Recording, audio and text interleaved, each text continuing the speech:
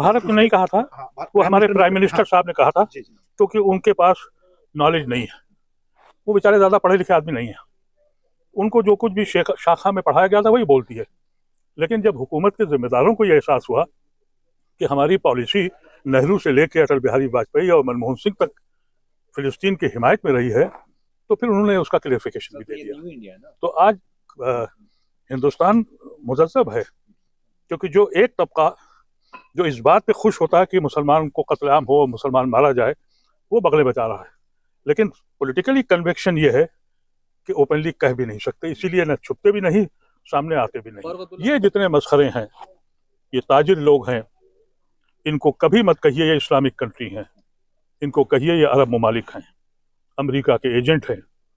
और आप जो भी देख रहे हैं कि सबके साथ इनके ताल्लुकात भी हैं, और बैठक होती है, किस बात के लिए बैठक होती है? तुम कह नहीं सकते कि अब हम पेट्रोल नहीं देंगे, इसराइल के सारे जहाज खड़े हो जाएं अगर ये अपना पेट्रोल बंद कर दें, घाटों पे आ जाएंगे, फैसला हो जाएगा। लेकिन वो चाहते नहीं। 30,000 नागरिक मारे गए हैं, बार बार यूएन कहता रहा और दुनिया के और देश भी कहते रहे कि युद्ध रुकना चाहिए, ना तो युद्ध रुका और ना बमबारी रुकी। क्या है ये सब? क्या दुनिया दूसरे विश्व युद्ध की तरफ जा रही है? पहली चीज तो ये कि मैं 20,000 पे यकीन नहीं करता। जिस इलाके की कोई इमारत न बची हो, कितने लोग मरे हैं इसका अंदाजा तो बाद में होगा, ये कहीं ज्यादा है। जहां तक यूएन का सवाल है, उसने आज तक कोई मसला हल करके इसलिए नहीं दिया कि जब ये यूएन बनाया गया तो उसमें 5 चौधरी बिठा ले गए, यानी वो फ्यूडल निज़ाम मौजूद रहा। वर्ल्ड वार के बाद यूएन एक अदारा बना था जिसमें यह था कि भाई सब मिल के कोई फैसला करेंगे। 144 मुल्कों ने कहा कि सीज फायर होना चाहिए, अमेरिका ने कह दिया कि नहीं होगा। तो फ्यूडल सिस्टम आज भी मौजूद है, उनके सीनों में दर्द नहीं उठ रहा है। दुनिया ने कभी इतने मासूम बच्चों को मरते नहीं देखा होगा, दुनिया ने कभी भी ऐसा नहीं देखा। वर्ल्ड वार में जो बम फेंका गए, उससे ज़्यादा तादाद में बारूद उस गाजा में डाल दिया गया है। ये सिर्फ इसलिए हो रहा है कि उनको मालूम है, इसराइल को, अमेरिका हमारा साथ दे रहा है और अमेरिका के गुलाम अरब ममालिक उसके साथ हैं। ये कहने में मैं न डरता हूँ न शर्म आती, अफसोस होता है, अफसोस दर अफसोस। मैं बार बार कहता हूँ कि जो शहीद हुए हैं उनके लिए दुआ न करें, इसलिए कि वो जिंदा हैं। हमारा यकीन है अगर दुआ करनी है तो उन मरदूदों की करें जो हाकिम वक्त हैं इस वक्त, कि वो मुर्दा हैं वो लोग, वो कैसे जिंदा किए जाएं। हम समझते हैं कि दुनिया एक ऐसी जगह खड़ी है।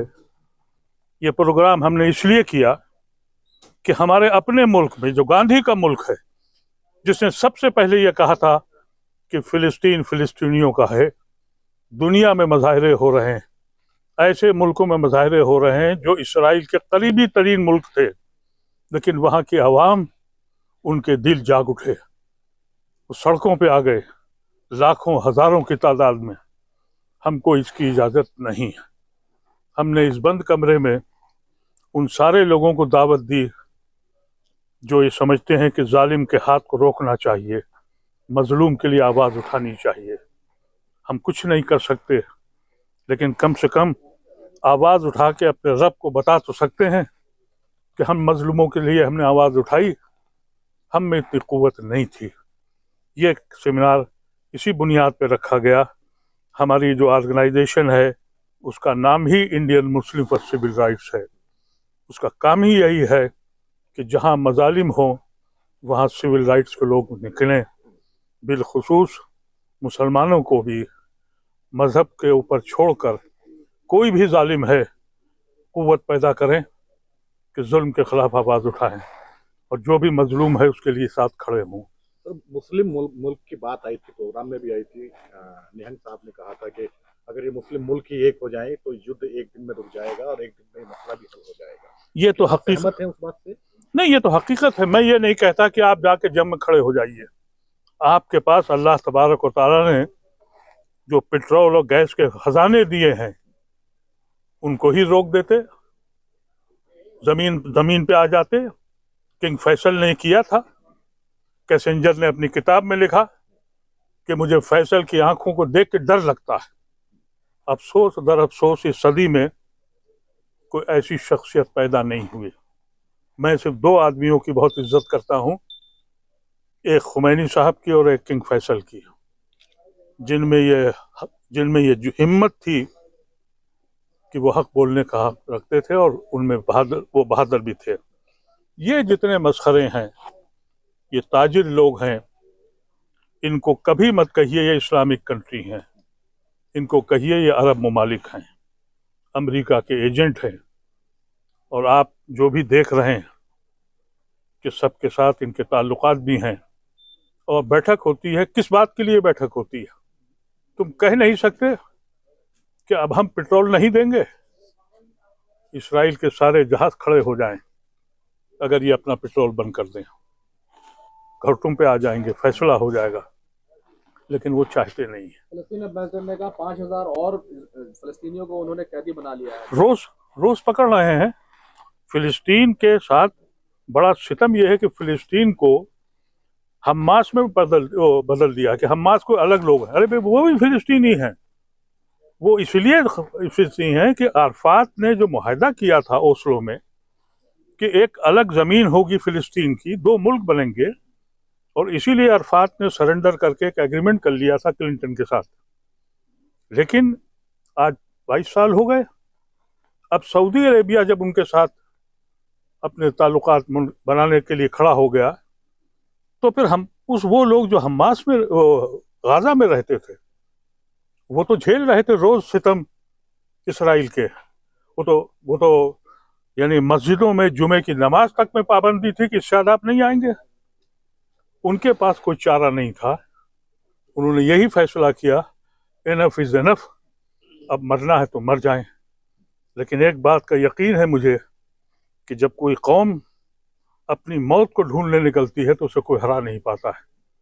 ہمیں دعا کرنی چاہیے اور امید کرنی چاہیے کہ وہ قوم، مسلمانوں کی وہ قوم جو اپنی موت کو ڈھونڈنے نکلی ہے، اس کو اسرائیل یا امریکہ ختم نہیں کر سکتا۔ سر جب وہ 7 اکتوبر کی گھٹنا ہوئی تھی، جب حماس نے اٹیک کیا تھا پہلی بار، جی، تو تب بھارت نے بھی اس گھٹنا کو آتنکواد کہا تھا اور یو اے ای نے بھی آتنکواد کہا تھا۔ بھارت نے نہیں کہا تھا، وہ ہمارے پرائم منسٹر صاحب نے کہا تھا، کیونکہ ان کے پاس نالج نہیں ہے، وہ بیچارے زیادہ پڑھے لکھے آدمی نہیں ہیں، ان کو جو کچھ بھی شاخہ میں پڑھایا گیا تھا وہی بولتی ہے۔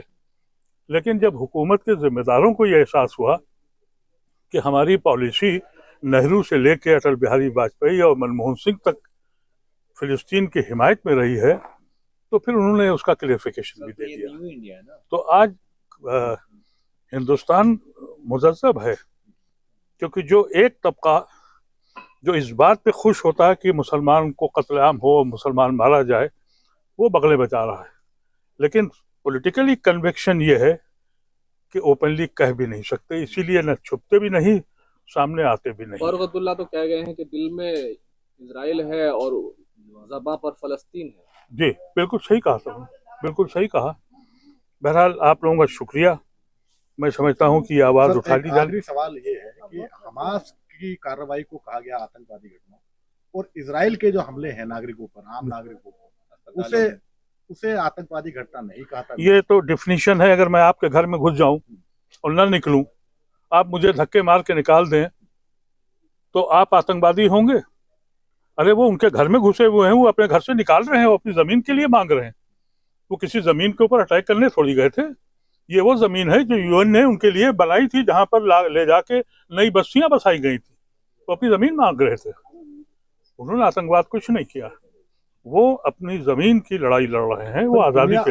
اسرائیل کو آتنکواد کیوں نہیں کہتے؟ اسرائیل کا آتنکواد کیوں نہیں کہا؟ اسرائیل نے جتنی بھی زمین لی ہے اور جتنی وہ زمینیں لے رہے ہیں وہ زبردستی قبضہ کر رہے ہیں، وہ ان کی زمین نہیں ہے، اور یو این کے چارٹر کے اعتبار سے بھی وہ ساری زمین جو فلسطین کی ہے وہاں پر انہوں نے سیٹلمنٹ بنا دی ہے اللیگلی۔ اس پہ دنیا کے لوگ اور ویسٹرن ورلڈ کے لوگ نہیں بول رہے ہیں، یہ ہمیں چاہیے کہ ہم عوام کو بتائیں کہ یہ غابض لوگ ہیں، انہوں نے زمینوں پہ قبضہ کر رکھا ہے،